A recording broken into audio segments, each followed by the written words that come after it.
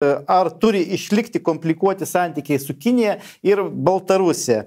Ar jūs atėję į valdžią kažką tai keisit, Mažvydai?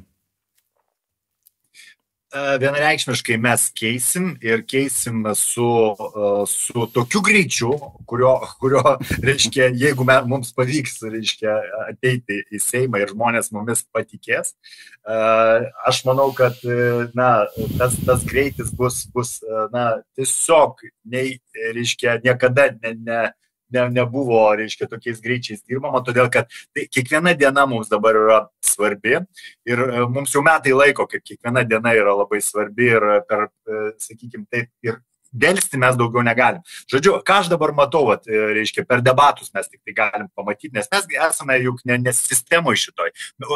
Nuo mūsų, reiškia, slepia informacija iš viso, kokia yra situacija sakykime, taip, reiškia, iš viso, su eksportu, su įvairiais dalykais. Mes jų nežinome. Mes atėję į valdžią galime sužinoti tik tuos faktinius duomenis. Bet, ką aš matau, kad debatuose mes pamatėm, kad netgi, reiškia, Šimonytė, ji jau, reiškia, daro atgal žingsnį dėl Kinijos ir visų kitų ten Taivano klausimų. Ir matosi, kad jie jau patys, reiškia, abejoja tais žingsniais, kas buvo padaryta. Ir čia jau ne vien jau mes apie tai šnekam, kad su Kinija turi būti, reiškia, atnaujinti santykiai. Ir jeigu reikia, mums reikia tiesiog duoti suprasti, kad, reiškia, mūsų valdžia, ji pridarė tam tikrų dalykų ir jie turi už tai, čia jų yra problemos, čia yra ne Lietuvos tautos problemos.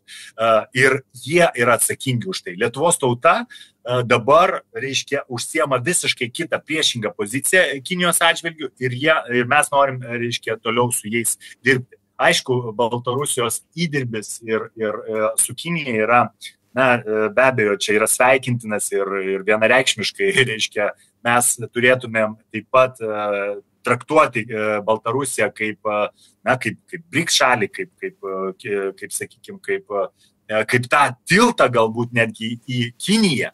Todėl, kad, vėlgi, toks įdirbis, koks yra šiai dienai pas Baltarusiją su Kinija, mes, tikrai greitai nepavyks mums tai padaryti be Baltarusijos, sakykime.